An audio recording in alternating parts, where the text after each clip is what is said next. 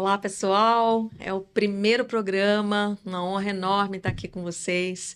Nós estamos gravando para o Energy Channel, o Energy Women Talks, que são os diálogos de mulheres maravilhosas do setor energético e do setor elétrico. Então a gente pergunta, né? Talks de quem? Diálogos de quem?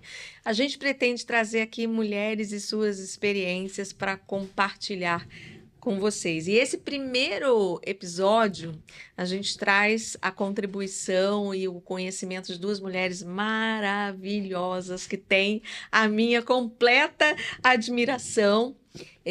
Que são mulheres engajadas no setor elétrico brasileiro através das suas profissões, engenheiras, eletricistas, ambas, que eu vou apresentar com bastante calma. E elas vêm trazer para a gente, até como eu fiz a chamada para esse programa, a dificuldade da inserção das mulheres no setor matemático, no setor das ciências, no setor das engenharias, que a gente ainda tem um mundo, um universo muito masculino ainda, né? E a gente está trabalhando para isso, para que seja um universo justo e equilibrado, né? Vamos dizer assim, porque a gente tem muito a contribuir com um olhar feminino em todas essas frentes aí. Então, eu queria apresentar aqui para vocês. As duas foram chamadas pela minha admiração de serem engenheiras de campo, que estão lá com a bota, não ia falar pé na lama, mas não, é a bota na lama, né? Então, eu trouxe vocês para a gente conversar aqui um pouquinho sobre isso, né?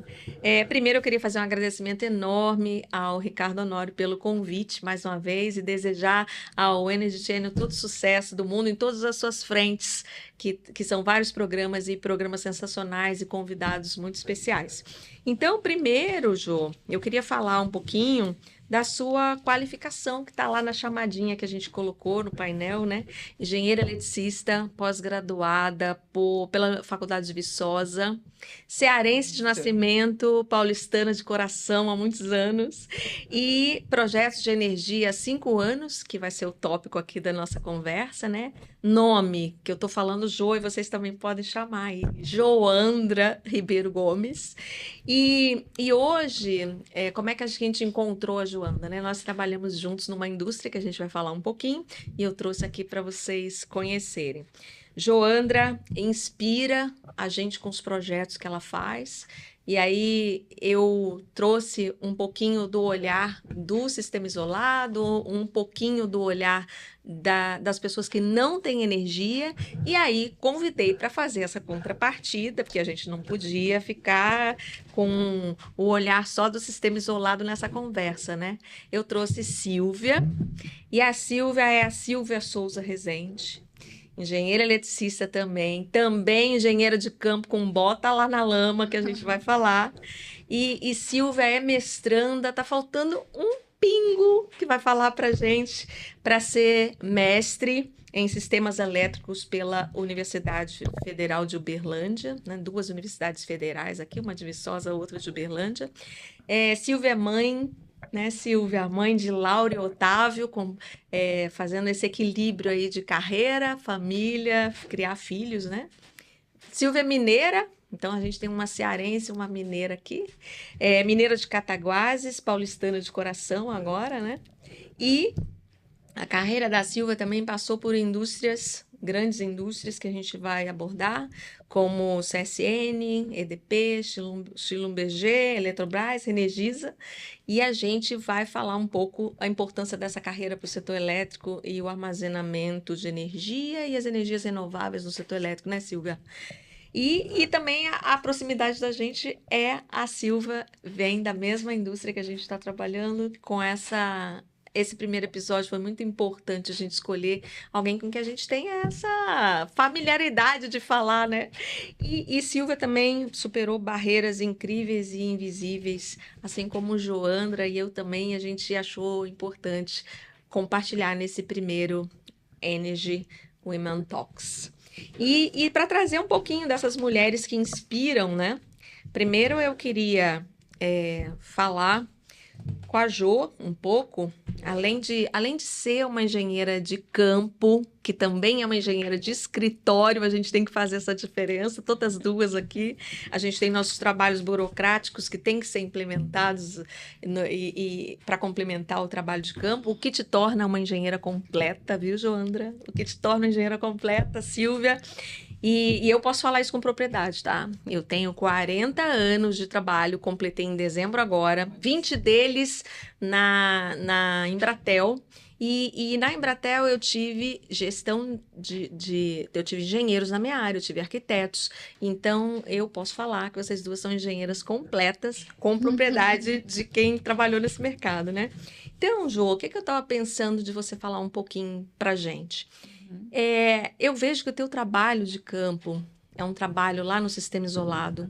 Você vai para a Amazônia, você implanta projetos na Amazônia e que isso foi tão importante para você como pessoa que você resolveu se cadastrar para receber um prêmio. Primeiro você valoriza isso e agora você está sendo valorizada por isso e você ganhou esse prêmio. Esse prêmio, a Joandra está sendo premiada pela Engie Brasil em parceria com a Embaixada Francesa, não é isso, Ju? Isso. E fala pra gente um pouquinho por que do prêmio e por que você resolveu cadastrá-lo, que importância que isso tem na sua vida, né? Fala pra gente. Primeiramente, quero agradecer o convite, né, para participar aqui desse talk com você. É uma oportunidade muito grande e acho que vai ser uma forma de a gente compartilhar conhecimento com outras pessoas e focando em nós mulheres também, que a gente precisa também bastante desse espaço. Com relação ao prêmio, o que esse prêmio é? O prêmio da Engie de Mulheres na Transição Energética, ele focou em buscar pessoas que tiveram ações que realmente fizeram a diferença dentro desse setor de energias renováveis de transição energética, que hoje a transição energética ela é um assunto muito abordado mundialmente falando, né? Até porque a gente tem questões climáticas, ambientais. Então, a transição energética ela é um dos pontos principais para que a gente tente reverter todas essas situações que estão acontecendo. E aí, esse prêmio foi justamente isso, focar em algumas pessoas que fizeram realmente a diferença dentro desse setor. Então, para participar desse prêmio, eu tive que a gente tinha que submeter alguns projetos relevantes e explicar o que aconteceu com esses projetos, o que esses projetos realmente impactariam, né? No meu caso, como eu trabalho com sistemas isolados, eu apresentei projetos que eu fiz implementação, tanto desde projeto quanto a parte de instalação, na região do Amazonas e na região de Rondônia. Então, eram projetos que a gente colocou ali, conseguiu fornecer energia elétrica para comunidades, para residentes, e não somente isso, projeto que fornecia energia para que o pessoal conseguisse trabalhar também, né? Porque aí, dessa forma, a gente consegue fomentar tanto a independência financeira deles, quanto uma melhoria de vida na região. Então, eu apresentei esses projetos, e aí esse projeto era um projeto, esse prêmio era um prêmio interno ali para pessoas dentro da própria Engie, e um prêmio para mulher engenheira externo da Engie e uma mulher pesquisadora. No meu caso, eu fui escolhida como uma mulher engenheira da parte externa, né? Então, era basicamente isso, um prêmio que a gente conseguisse provar que realmente aquele trabalho que a gente desenvolveu teve uma diferença importante na vida das pessoas. Sensacional. E para todo mundo saber, Joandra vai para a França, vai receber esse prêmio lá na França nos próximos dias, né, Jo? E nós vamos trazer aqui para vocês a foto da sensacional Joandra recebendo esse prêmio. E o prêmio se chama Mulheres na Transição Energética.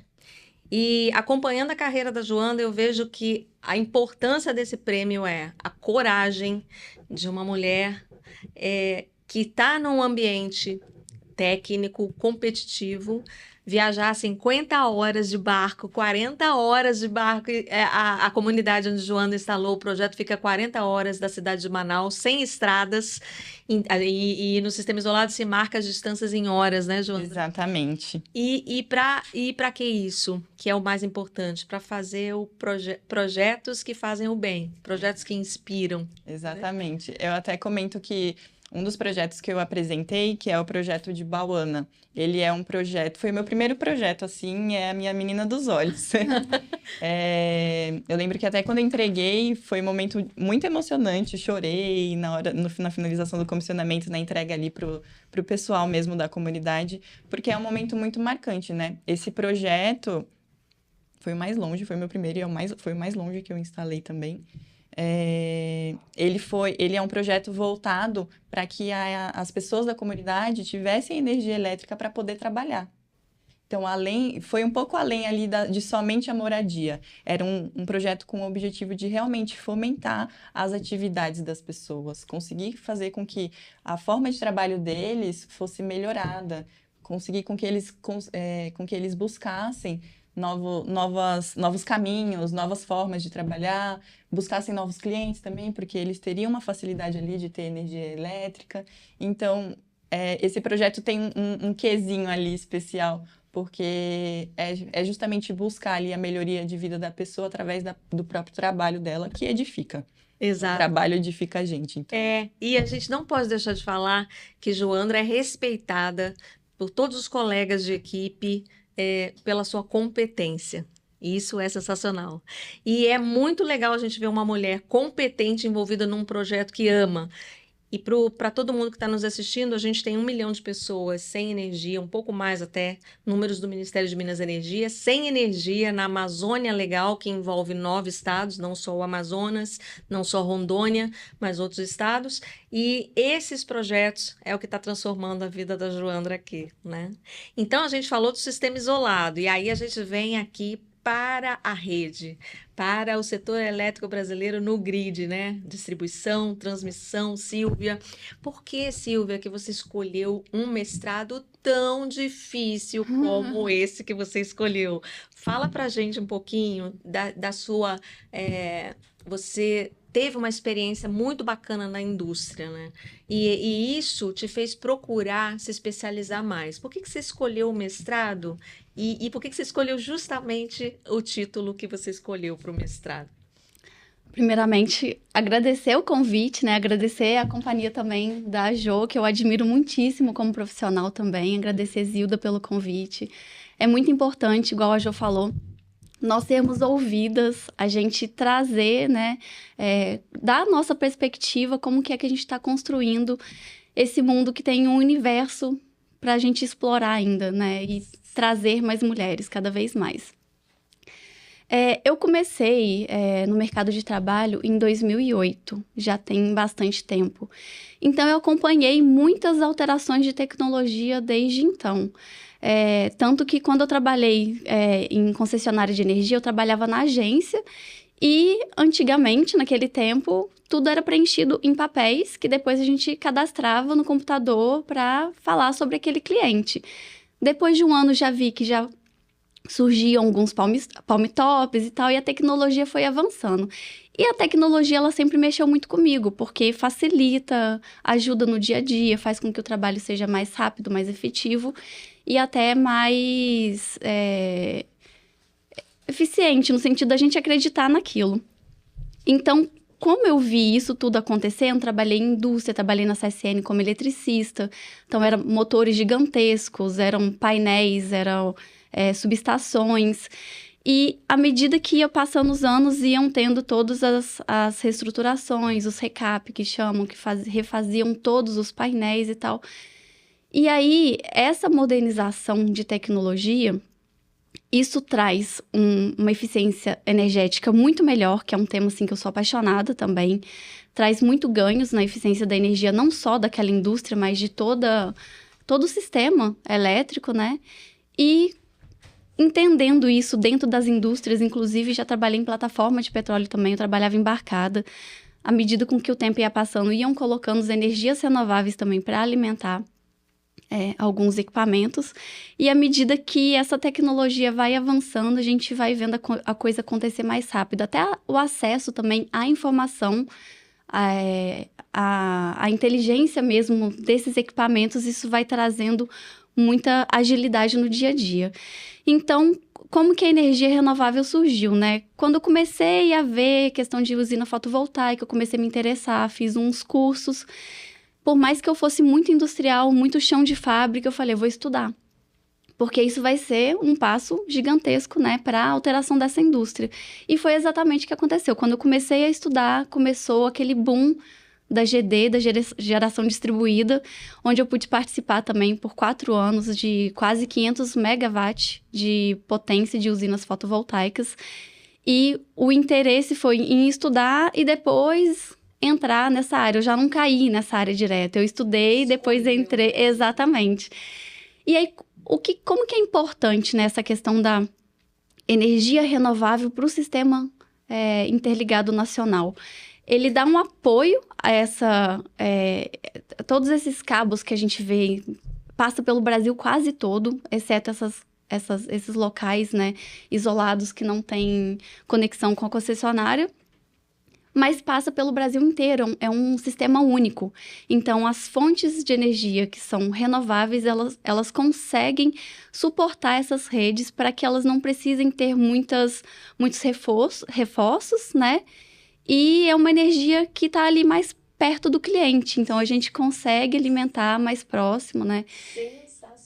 Então, tem, assim, né, muitas tecnologias que conseguem aumentar a eficiência energética e entregar mais próximo ao cliente essa energia. Então, a gente pode chamar você, que tem seus 25 anos, eu não sei como é que você fez isso tudo na vida. 25 anos, imagina. Beleza? Como a gente pode chamar você de Mestre Silvia Rezende a partir de agora? Tem que esperar até agosto, que é quando eu formo, né? Vamos esperar, né, Jô? Tá perto. Tá perto, Mestre Silvia. E, Jô, tudo isso que a Silvia estava falando de tecnologia no setor elétrico brasileiro, você não acha que tem uma desigualdade energética para os projetos que você atende? Totalmente. Assim, pensando nesse lado de que eu participo dessas implementações de projetos em regiões remotas, a gente consegue enxergar a diferença do que a gente tem na cidade para essas localidades. Porque para a gente que mora na cidade, a energia elétrica é o básico, é o mínimo. A gente nasce com aquilo e a gente tem aquilo garantido. Tanto é que quando a gente tem algumas quedas de energia, a gente já fica muito ali sem saber o que fazer. Só que parando para a gente fazer um paralelo com isso, com essas regiões remotas, a energia elétrica para eles não é o básico. Não. A energia elétrica para eles é algo realmente, assim, fora do comum. Primordial, Primordial, e é algo que eles não têm esse acesso fácil. Há algumas comunidades que ainda conseguem pegar de forma um gerador elétrico a diesel, por exemplo, que é uma parte de geração de energia que envolve poluição, enfim. Mas há comunidades que eles não têm acesso a isso também. Então, eles não têm o mínimo do mínimo. E a gente consegue enxergar essa disparidade. Como que eu vou explicar? Porque quando a gente entrega um sistema, para eles, a gente consegue fazer ele funcionar no primeiro momento. Gente, é uma festa. Pra gente, é algo que é algo realmente comum, assim, para eles é uma festa gigantesca. Uhum. A gente consegue enxergar isso justamente na forma de eles agirem quando recebem esse bem, porque para eles é um bem precioso. E o que a gente tem visto, viu, Jô? Por que é uma festa? Quando chega a energia, ele tem um vislumbre do desenvolvimento que ele pode ter na comunidade. Desenvolvimento com os próprios filhos, que talvez não vão sair mais da comunidade para estudar longe, porque vai chegar a internet com a energia. Exatamente. Do próprio desenvolvimento econômico, porque ele precisa se desvencilhar, talvez, de ir muito longe para vender o seu produto, né? Um desenvolvimento que ele consegue ali colocar em resfriamento, com gelo, com algum critério que requer energia para ele se desenvolver economicamente. Sim. Então, todo ser humano ele quer evoluir. Sim. Todo. E aí ele vislumbra esse pouquinho de evolução que chega com a energia, né? Ele consegue enxergar ali um futuro para ele, um horizonte melhor, né? Quanto para ele mesmo, quanto para a própria família. Ele consegue enxergar ali para a comunidade como um todo. Ele consegue ter acesso a uma água gelada, por exemplo. Enfim, realmente algo importante para eles. E é algo que a gente tem que tentar fazer com que chegue Chegue, esse né? acesso. E legal, Silvia, a Jo falando que eles recebem essa energia, e essa energia é renovável, porque hoje o acesso à Amazônia é mais prático com a energia solar, com o armazenamento, né? A gente ainda não está falando em fontes que sejam de difícil introdução na Amazônia, por conta de critérios logísticos, preço, manutenção, ou própria operação do sistema. E falando em energia renovável no isolado, como é que você vê dentro de tudo que você já passou, já trabalhou em distribuição, você já trabalhou em indústria, a chegada das renováveis nos últimos 10 anos causou um impacto também, fora o impacto do isolado, também no grid?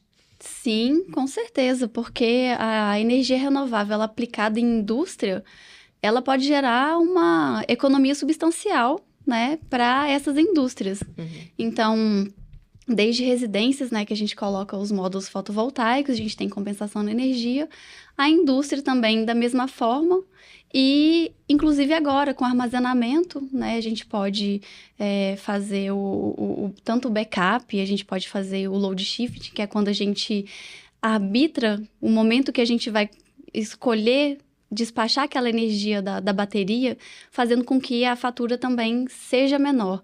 Então, renováveis, muito a fotovoltaica, mas por ela ser intermitente, a bateria vem para poder apoiar essa intermitência dela, né? E ter energia quando nem o solar ou a concessionária também está mais cara, então a bateria ela vem para poder dar esse apoio. Então, muitas indústrias estão colocando solar, estão colocando bateria também para diminuir esse custo. E a tecnologia ela está cada vez mais avançando. Então, os preços desses equipamentos estão diminuindo também. Isso ajuda muito em questão tanto de eficiência energética quanto o preço, né, que a pessoa da indústria vai colocar, Vai né? colocar no Vai, sistema. exato. E também eles estão fazendo isso, Silvia, aí pode ser muito a minha visão aqui também, por obrigação de participar da transição energética. Todos os países, assim como empresas, eles têm que fazer um compromisso de participar da transição energética. Então, Exato. quando não é para reduzir custo, é para você cumprir esse compromisso, né? E quando a gente fala dessa transição energética, ela é, Jo, justa e inclusiva? Ela chega, essa transição energética, ela chega também justa e inclusiva em todas as partes. E aí eu vou melhorar também até esse ponto. Quando a gente vê, nós temos 3 milhões de pessoas atendidas na Amazônia com energias fósseis, né? Com o que a gente pôde fazer na época, até antes das energias renováveis, antes de 10 anos atrás, né? Sistemas que você contratou para 30 anos. E aí, essas famílias, né, que são atendidas hoje, a gente tem programas para reduzir o uso do diesel.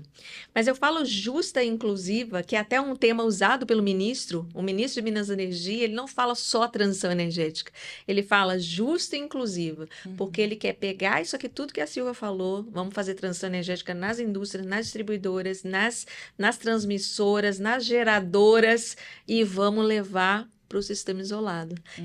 Essa palavra justa e essa inclusiva, ela te remete ao sistema isolado? Quando a gente pensa pelo lado justo e inclusivo, a gente consegue enxergar que o sistema isolado é uma alternativa de fazer com que a transição energética se transforme, seja justa e inclusiva para os demais. Só que a gente também pensa um pouco pelo lado de custos, né?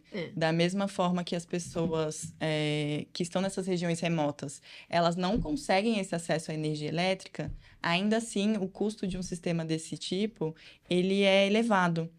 Para a forma que... para as condições financeiras que as pessoas têm, né? Então, essa transição energética, ela vai um pouco além de somente essas regiões remotas quererem esse acesso. É necessário que a gente consiga fomentar programas que realmente levem esses sistemas e a gente consiga fazer a transição energética como um todo. Porque se a gente somente centralizar essa transição energética, não é uma transição energética completa, né? Sensacional. E eu quero também deixar que esse vídeo aqui da gente, ele seja divulgado aí nas universidades, nos centros tecnológicos, em quem está fazendo mestrado, em quem está fazendo pós-graduação, para que a gente seja exemplo, né? Que foi dada esse foco de carreira, de ser, a palavra que eu estou buscando é inspiração, que foi o programa aqui que a gente... E vocês foram convidados porque me inspiram, por isso também que eu quero transmitir isso para todo mundo. Para fechar, assim, essa nosso papo de hoje, eu queria que você demonstrasse um pouco dessa inspiração que eu sinto em você, falando de desenvolvimento de carreira. E você também, Silvia, as duas, né? Fala um pouquinho como que a gente, mulher engenheira, pode desenvolver a sua carreira falando um pouco de gênero, né? E eu tô repetindo aqui até a chamada que eu fiz com uma frase de Tânia Consentino, que é intencionalidade. Intencionalidade, ela diz que não tá no jeito que ela quer, não tá rápido, tá lá devagar. Mas eu gosto muito dessa frase de Tânia, que ela é engenheira também, é engenheira, e ela fala que tem que ter a intenção desse desenvolvimento de carreira da mulher, né? Você fala um pouquinho disso, de você, e deixa essa inspiração para todo mundo aí. Sim. Bom, falar sobre desenvolvimento de carreira, principalmente numa área que é tão masculinizada como a engenharia, principalmente a engenharia elétrica. E, por exemplo, você não vai pedir um eletricista se geralmente não vai uma mulher na sua casa para arrumar as coisas. E aí a gente avança um pouquinho além desse nível, né, e pensa pelo lado da engenharia. Então, ainda que as mulheres tenham conseguido abrir portas para que a gente consiga acessar esses caminhos, ainda é muito limitado, né? Então, esse desenvolvimento de carreira das mulheres dentro da engenharia é difícil. A gente tem que ter muito foco. Então, vão desde questões sociais, financeiras, questões de gênero, são muitos obstáculos que a gente tem que superar. E a gente tem que ter muito foco realmente para superar aquilo, porque não é fácil, é difícil, mas é um processo que no final a gente consegue enxergar que vale a pena, né? A gente tem que, além disso, de focar, a gente tem que tentar ajudar outras mulheres junto com a gente também, e a gente tem que entender que por mais que a gente passe por dificuldades, que a gente passe por situações que nossa palavra é descredibilizada, que nosso conhecimento não é aceito, que a gente tenha que lutar muito para que a gente seja ouvido durante uma reunião, por exemplo. Exato. Hoje em dia eu não passo mais por isso, mas já passei muito. Eu não tenho uma carreira tão longa também. Eu me formei faz 5 anos. Então, faz 6 anos que eu me formei em engenharia elétrica, né? Me formei lá atrás, com 23 anos. E aí, mas assim, desde o começo eu sempre tive que passar por cima de alguns obstáculos e realmente me impor. Às vezes ser confundida com a minha assertividade, ser confundida com... Não sei, ela é exagerada. Não. Mas em muitas situações eu tive que me impor realmente para que eu pudesse ser ouvida, para que as pessoas conseguissem entender. Não, realmente, ela sabe do que ela está falando. Então, esse processo de desenvolvimento de carreira passa por todos esses obstáculos, além do nosso esforço também de estudar a parte técnica, porque, de forma alguma, sendo uma mulher, a gente pode falar de coisas que a gente realmente não entende. Então, se você gaguejar em qualquer coisinha, você está falando sobre um assunto técnico. Se você gaguejar em qualquer coisinha, você já é completamente descredibilizada. Então, o que eu sempre falo para pessoas, assim, jovens que tentam me perguntar como que é ser engenheira, o que você indica? Pessoal, vão atrás, corram atrás, estudem. Vale a pena, é gratificante demais trabalhar nessa área. Você tem oportunidades incríveis, mas corram atrás, estudem, se esforcem, porque são desafios que você vai ter que passar por cima deles, mas você consegue vencer, assim. Sensacional a sua contribuição para o setor elétrico brasileiro, sensacional a sua contribuição para todo mundo que quer ser engenheiro, eletricista, e como eu te conheço, eu vou dizer que você não foi fácil, né? Financeiramente não foi fácil, alcançar o que você alcançou de credibilidade não foi fácil e não tem uma receita. Mas se a gente tem um tópico para seguir é estudar muito, Exatamente. né? E Silvia, o desenvolvimento de carreira, o que você pode deixar para todo mundo? Você falou uma frase que vai concatenar certinho com o que eu vou começar a falar, né? Tem vários estudos que mostram que as mulheres estudam e se especializam muito mais do que os homens. Por quê? Talvez uma lacuna que a gente tem, a gente sabe que a gente precisa estudar mais para chegar na mesma linha de partida, talvez, pode ser isso. Mas as mulheres, elas se dedicam muito mais aos estudos, formam mais mulheres do que homens no ensino médio, por exemplo. E mesmo assim, em alguns casos, as mulheres ainda ganham menos, as mulheres não estão em todos os lugares. Tem questão de preconceito ainda mais nessa área, igual a Jo falou, mais masculinizada. Mas o que está dentro do seu coração, né? Eu gosto de fazer isso, eu sou boa nisso, eu quero desenvolver. É o que a gente tem que fazer, independente do percurso, da jornada que a gente vai percorrer, né? E por que eu falo isso? Porque eu, começando há 18 anos atrás, era um pouco diferente de hoje. E eu não comecei na renovável, eu comecei na indústria. Então, eu era eletricista, eu fui a primeira eletricista, por menos primeiras mulheres eletricistas. A gente quer as segundas, as terceiras, Exato. Né? Foi legal ter sido a primeira, mas a gente quer as segundas, as terceiras, né? Sempre mais. Mas não só dificuldade com credibilidade, o que as pessoas acham que você consegue ou não consegue fazer. Porque isso a gente vai trabalhar 2 vezes, 3 vezes mais pra gente chegar lá. Mas uma coisa simples, que às vezes é inimaginável. Não tinha um banheiro para mim naquela época. Eu tinha que ir para outra área para poder utilizar o banheiro. Então, são essas barreiras invisíveis que não é só questão, você é mulher, você não sei o quê, não é para estar aqui. Então, são essas coisas básicas, assim, no dia a dia que pode atrapalhar um pouco a sua jornada. Mas se você tiver no seu coração que é aquilo que você gosta, você acorda com o propósito de mudar a sua vida, mudar a vida de alguém, então é isso mesmo.